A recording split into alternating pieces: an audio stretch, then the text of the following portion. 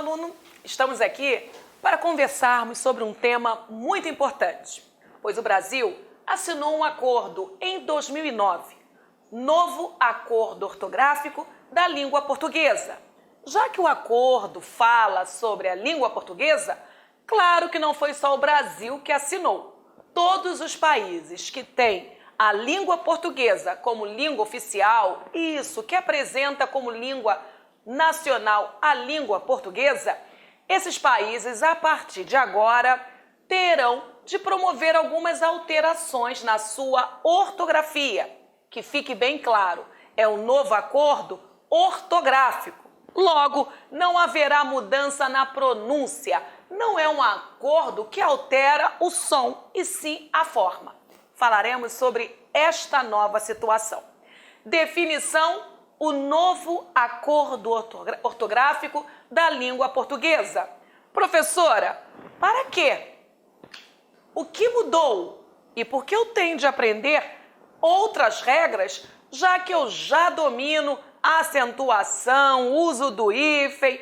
Meu aluno, há novidades.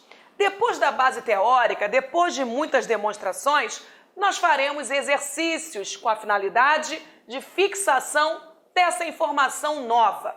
Uma coisa você pode ter certeza: tudo que for falado aqui entrará em vigor em 1º de janeiro de 2016. Ué, Cláudia, não está valendo? Está! Desde 2009. Só que hoje os países que falam a língua portuguesa, eles trabalham com duas regras. Duas regras habitam esses territórios nacionais, mas a vigência rigorosa, unívoca sobre esse novo acordo ortográfico, essa vigência ocorrerá no dia 1º de janeiro de 2016. Isso quer dizer que já começamos a contagem, já está bem avançado o período de tolerância, pois esse período está acabando. E você, brasileiro, já está preparado? Por enquanto, você, ao acentuar a palavra ideia, você ainda não recebe 0, não é verdade? 0 não, mas uma inadequação, uma chamada de atenção, acredito que sim.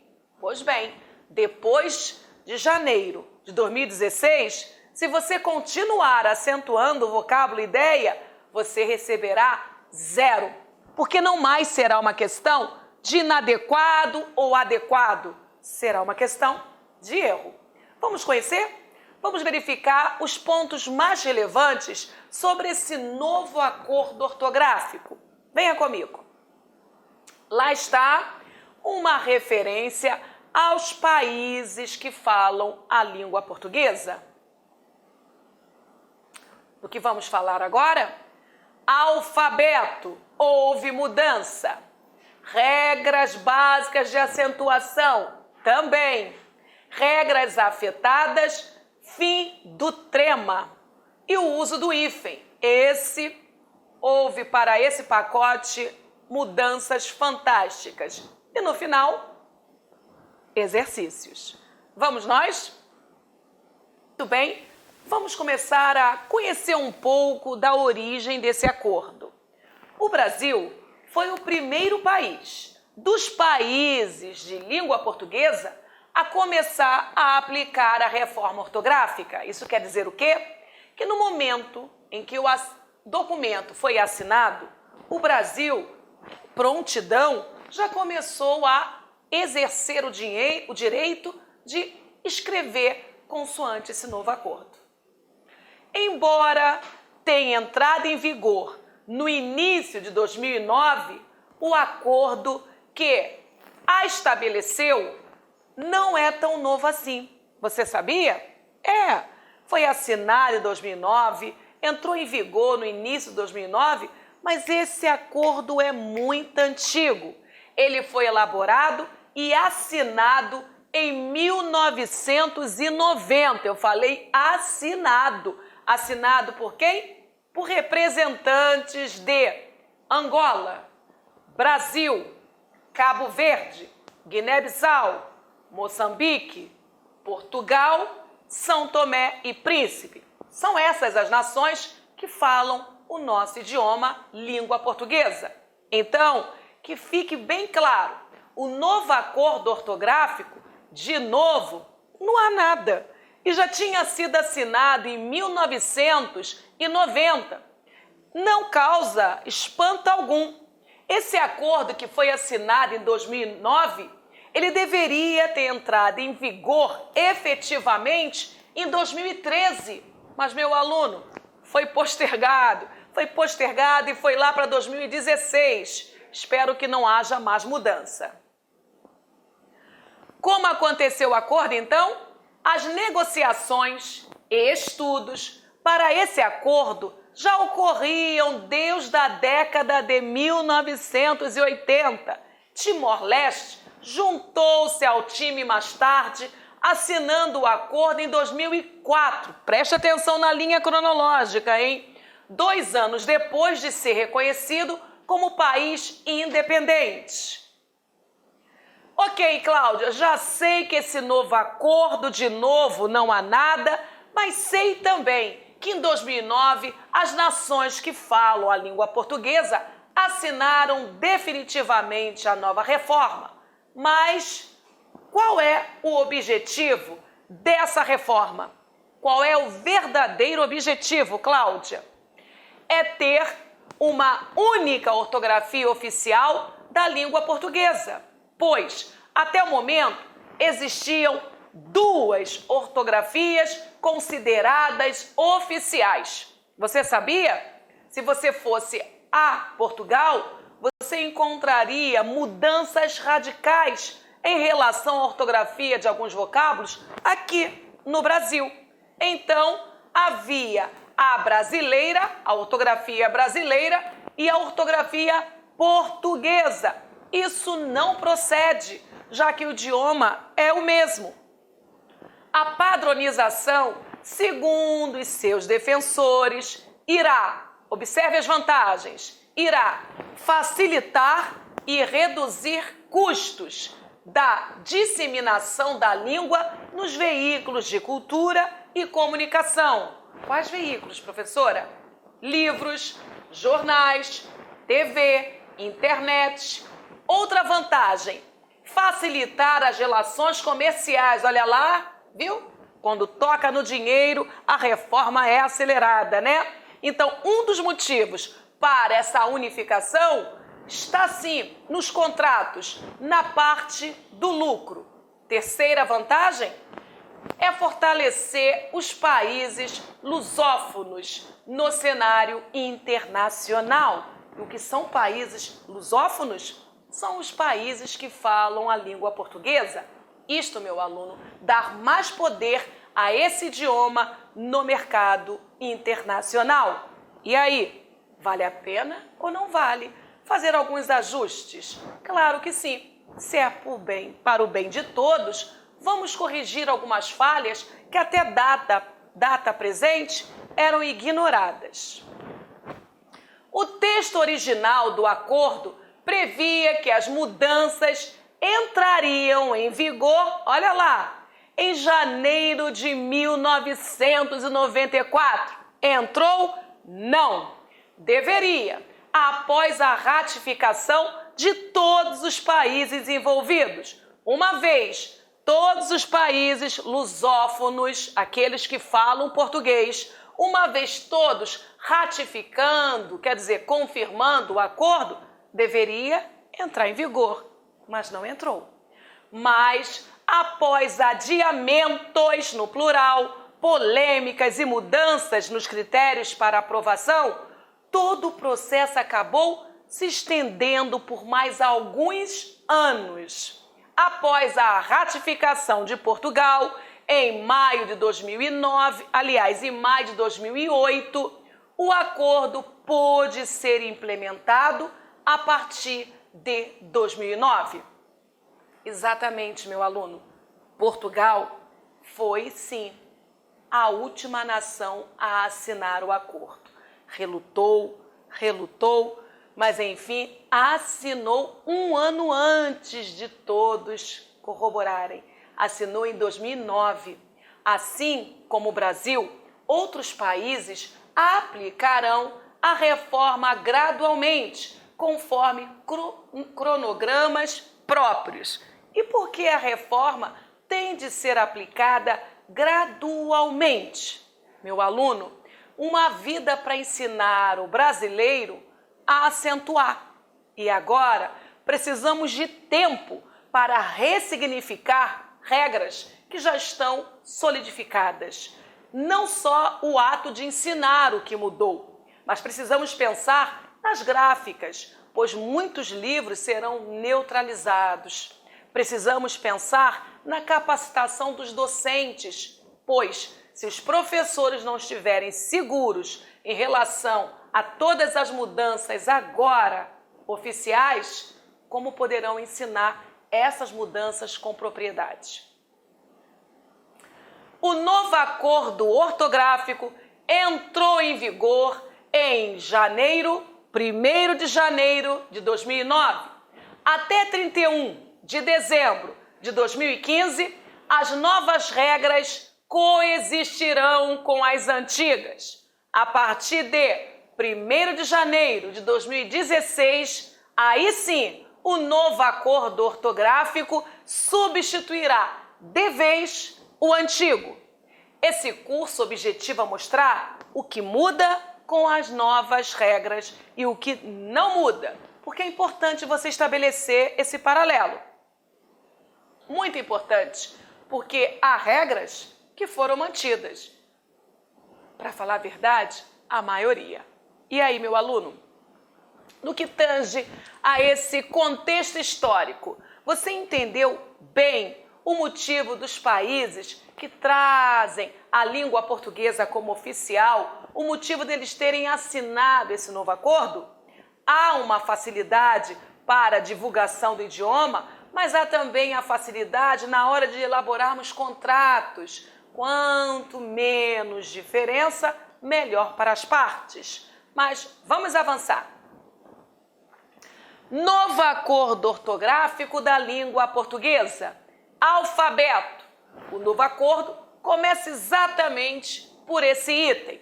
O nosso alfabeto sofreu alteração. E isso sofreu sim, como é hoje ainda.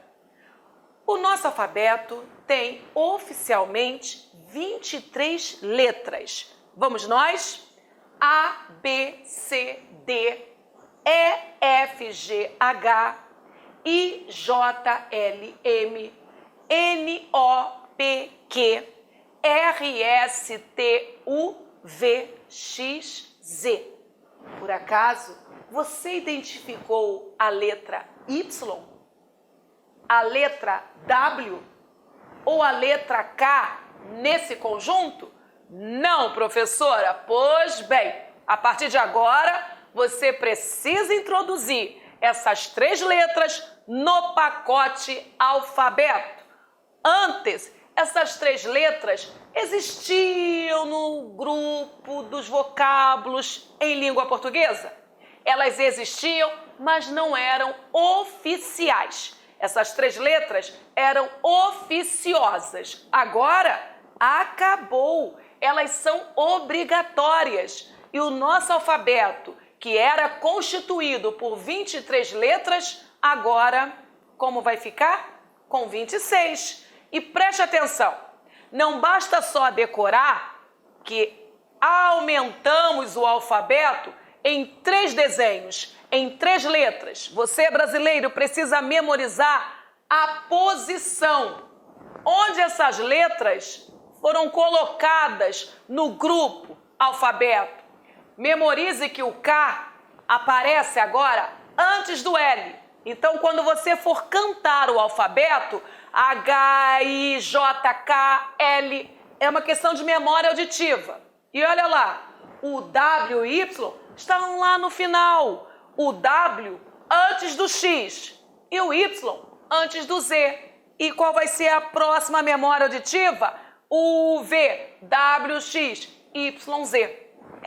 Porque muitos brasileiros sabem que nós aumentamos o nosso alfabeto em 3 letras. Muitos brasileiros sabem, inclusive, quais são as letras. W, K e Y.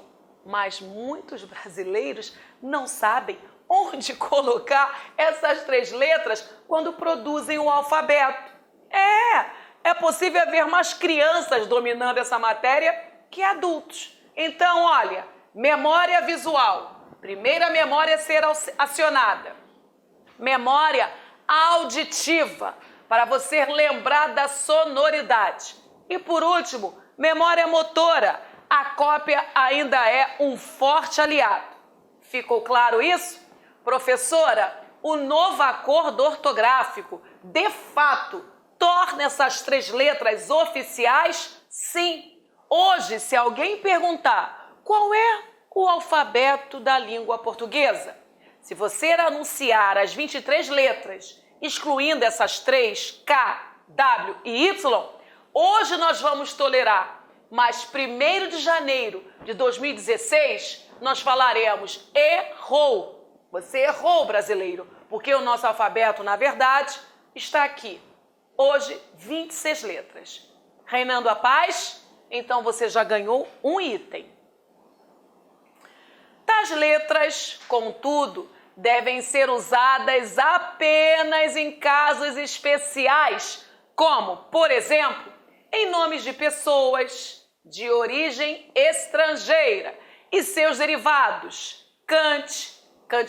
kantismo, darwinismo, em nomes geográficos próprios de origem estrangeira e seus derivados, do tipo quite, em siglas, símbolos e palavras adotadas como unidade de medidas, do tipo o K, símbolo químico do potássio, o W de oeste, QG, quilograma, QM, quilômetro. Você observou? Essas palavras já existiam no circuito aqui da língua portuguesa. Mas antes, essas letras W, Y e K, elas não eram oficiais. Agora, nós criamos um padrão. Elas são oficiais, mas nem por isso deveremos usar essas letras sem um critério. É importante lembrar que essas deverão ser acionadas em casos especiais. Ficou claro, brasileiro? Vamos nós! Fique de olho, hora de praticar. Vamos fazer o seguinte: para cada informação dada sobre o novo acordo ortográfico, surgirá uma atividade para ajudar na compreensão. E vamos nós! Não está de acordo com a nova ortografia a seguinte alternativa. Vamos verificar se você já entendeu. Yoga, letra A. B, kardecismo. C, watch. D, cafiano. E letra E, darwinismo. E aí, meu aluno, lembre, nós devemos sim acionar o Y, o K e o W em casos especiais, nomes próprios, estrangeiros, fórmulas químicas, medidas, símbolos de medidas. Qual situação aqui não está de acordo com a nova ortografia? Ganhou esse ponto se você marcou a letra A. Yoga não é nome próprio feminino, não é símbolo, não é sigla. Como deveríamos escrever yoga então, professora? Vamos aportuguesar de fato? Olha lá, I-O-G. Usar o fonema I na sua origem. O Y soa como I, mas o Y é um intruso. Ele está no nosso alfabeto, ele está oficial, mas não pode ser usado ao bel querer do cliente, não. Só em casos especiais.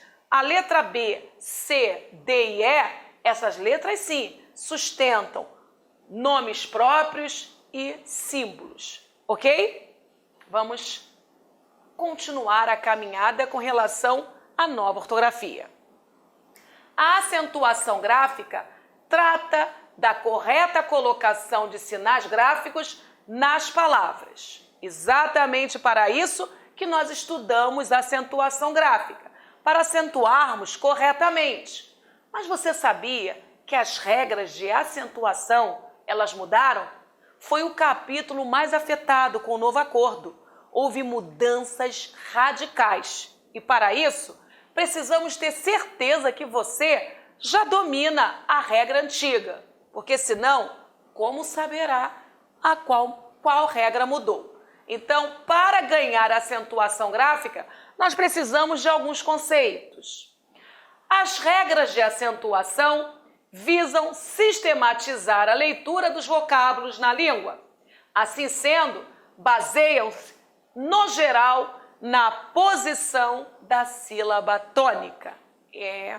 Se você quer aprender a acentuar um vocábulo, primeiro aprenda a identificar a sílaba tônica dessa palavra, pois qualquer acento só poderá recair sobre essa sílaba tônica. Não existe no nosso idioma acento sobre sílaba átona. Você não sabe a diferença de uma sílaba átona para uma sílaba tônica? Precisará também reavaliar esses conceitos. O novo acordo, a nova ortografia, que iria entrar em vigor em 1º de janeiro de 2013, foi adiada para 2016 pelo governo federal. No entanto, as bancas de concursos públicos vêm trabalhando as lições da nova ortografia em suas questões. E olha, desde 2009, as bancas já cobram o novo acordo ortográfico. E isso procede, pois os concursos públicos, eles sempre estarão à frente. São os concursos que empurram essa nação para um domínio da língua portuguesa com maior qualidade. Então, já estamos cobrando. Muito bem, se vamos falar em acentuação gráfica, precisamos entender o que são sinais diacríticos. Os sinais diacríticos, também chamados de notações lexicais, servem para indicar, dentre outras noções, outros aspectos, a pronúncia correta das palavras. Professora, sinal diacrítico auxilia na pronúncia? Sim, ele não só marca a tonicidade, como ele ensina como deve ser pronunciada a palavra. Vejamos um por um. Acento agudo marca a posição da sílaba tônica, mas também comunica que o timbre é aberto. Viu? Um sinal diacrítico é aquele que você olha, você identifica. Então, o sinal agudo, ele não só anuncia brasileiro, onde eu estou, é sílaba tônica. Como ele também berra, brasileiro, o timbre é aberto, não é fechado. Quando eu falo Cláudia, repare que o clá, o timbre é aberto. Fechado? Cláudia. Meu nome não é Cláudia, meu nome é Cláudia. Da mesma forma, história, o timbre é aberto. Eu não falo história, eu falo história. E o acento agudo, quando aparece, ele chega com dupla função. Comunicar sílaba tônica e comunicar timbre aberto. Todos os acentos agudos são diacríticos. Até aqui, ok? Vamos acertar logo uma dívida? Quando uma sílaba é tônica, quando uma sílaba é átona. Tônica é forte, átona é fraco. Você percebeu o vocábulo Cláudia? O clá é a sílaba mais forte. Essa é a sílaba tônica. As outras são átonas, fraquinhas. História. A tônica é a sílaba que nós prolongamos. Nós conseguimos sustentar por mais tempo. Você reparou? O is é sílaba átona, assim como uria também é átona. Verifique, tanto no vocábulo Cláudia como no vocábulo história, só há uma sílaba tônica, mas átonas, várias. Isso é um conceito da nossa língua portuguesa. Só pode haver uma sílaba tônica por palavras. Cláudia, não existe palavra no português com 2, 3, 4 sílabas tônicas? Não, não pode. Só pode haver uma tônica, mas pode haver várias átonas. Paralelepípedo, viu? Uma tônica e muitas átonas. No caso de história, existe uma tônica, que é a sílaba do meio, existe uma átona antes, né?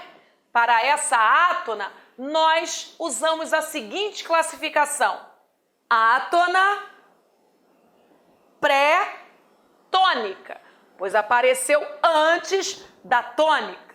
E paruria, nós consideramos a átona pós-tônica. Só para você entender. Já no meu nome, Cláudia, não existe átona pré-tônica. Existe pós-tônica.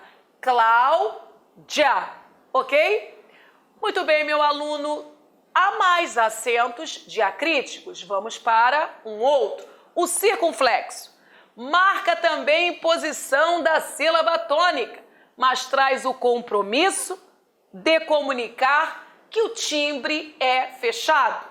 Você precisa estudar português, então você é bem diferente de você.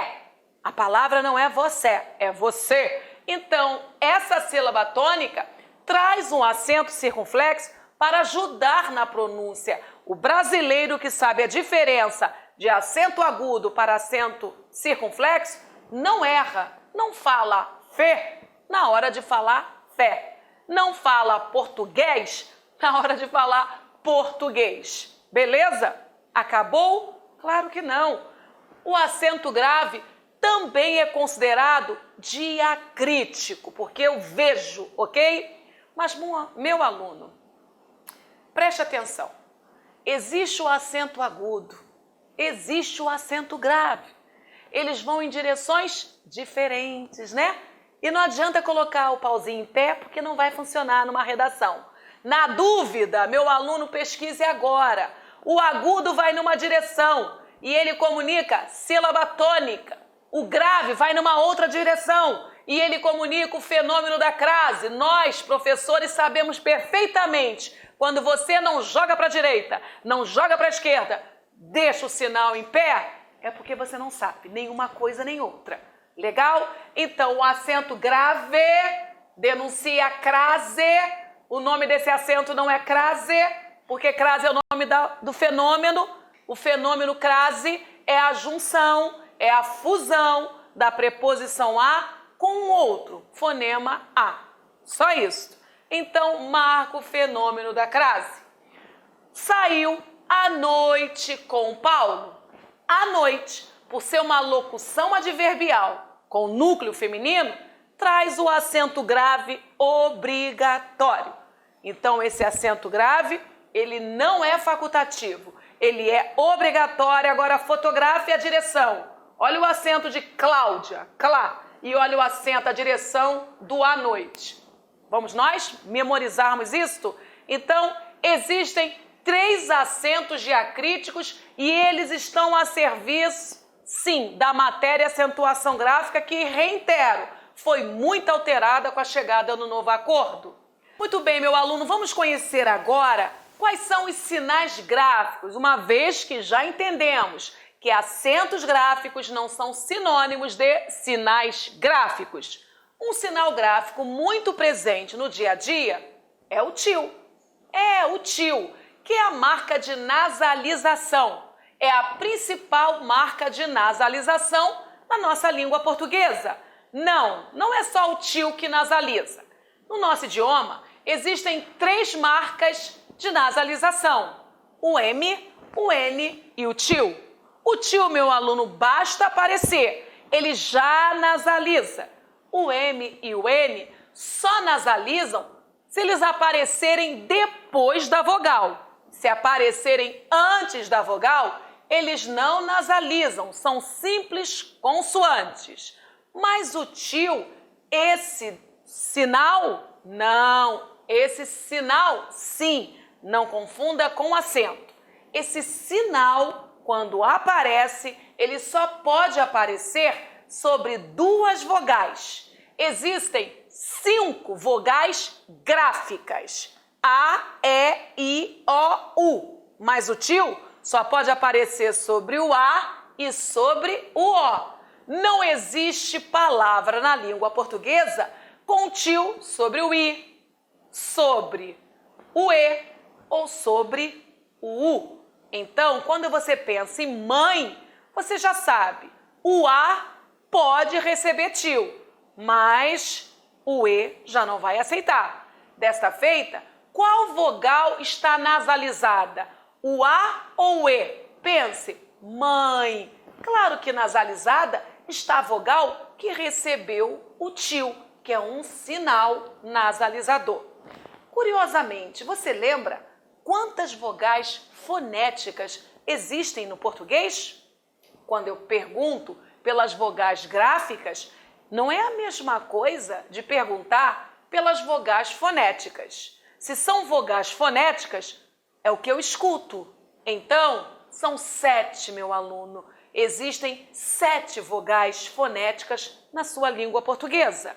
A, E, I, O e U. É o que eu escuto. Mas existem 5 vogais gráficas, 5 desenhos. A, E, I, O, U. Vamos aos exemplos?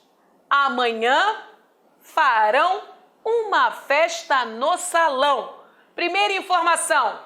Professor, aquele tio nasalizou a vogal A. Exatamente. O tio não denuncia sílaba tônica. O tio denuncia nasalização. Qual é a sílaba tônica da palavra amanhã? Por coincidência, é o an. Amanhã. Por coincidência. Farão. A tônica cai sobre o tio. Salão caiu também. Mas você jamais poderá marcar numa questão de prova que o tio denuncia sílaba tônica. Porque sílaba tônica, essa é denunciada ou pelo acento agudo ou pelo acento circunflexo. Ficou claro isso? Pois bem, vamos para mais um exemplo de sinal gráfico. Cedilha. A cedilha, ela é usada pelos brasileiros, mas pouquíssimos sabem o motivo da existência. A cedilha, quando aparece abaixo de um C, meu aluno, é para comunicar que esse C não poderá ser pronunciado nem com o som do C, nem com o som do K, mas com o som da dobra do S. Ok? Preste atenção.